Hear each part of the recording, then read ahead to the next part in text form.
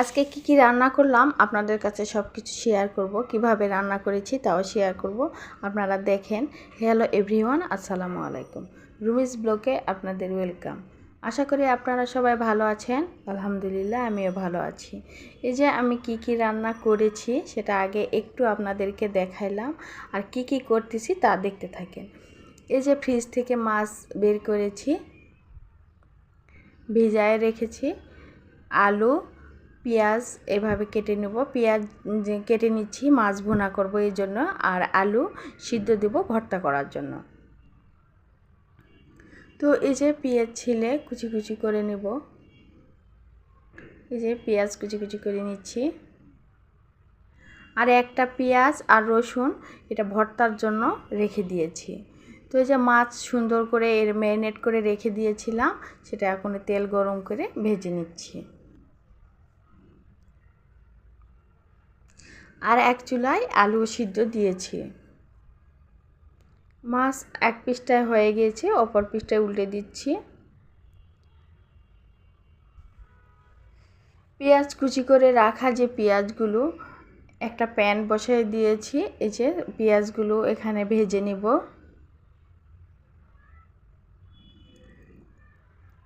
ভাজা ভাজা একটু হয়ে যাচ্ছে, একটু ব্রাউন কালার হওয়ার পরে সব ধরনের মশলা দিয়ে দিব।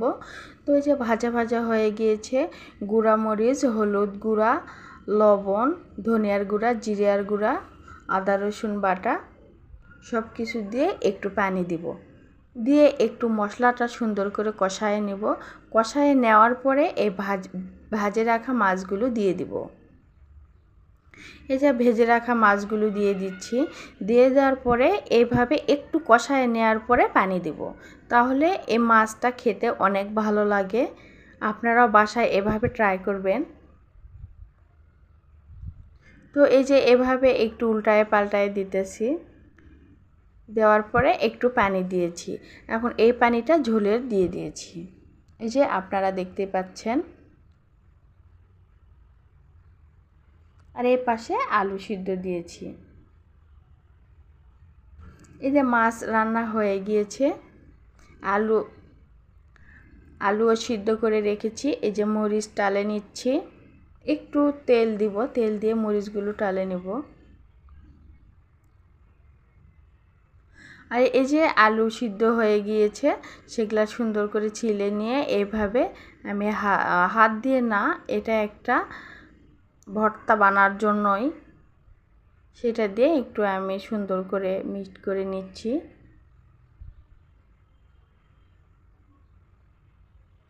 যেগুলো সব কিছু হয়ে গিয়েছে, এখন আমি খাওয়া দাওয়া করব। আয়াতকে মাদ্রাসায় দিয়ে আসলাম, ওরে খাওয়াইয়ে দিয়ে আসার পরে আমি খাইতে বসি। তো এই যে আমি খাওয়া দাওয়া করতেছি। বান্ধবী এদের তরকারি দিয়ে গিয়েছে, ছোট মাছের তরকারি আর লাউ শাক।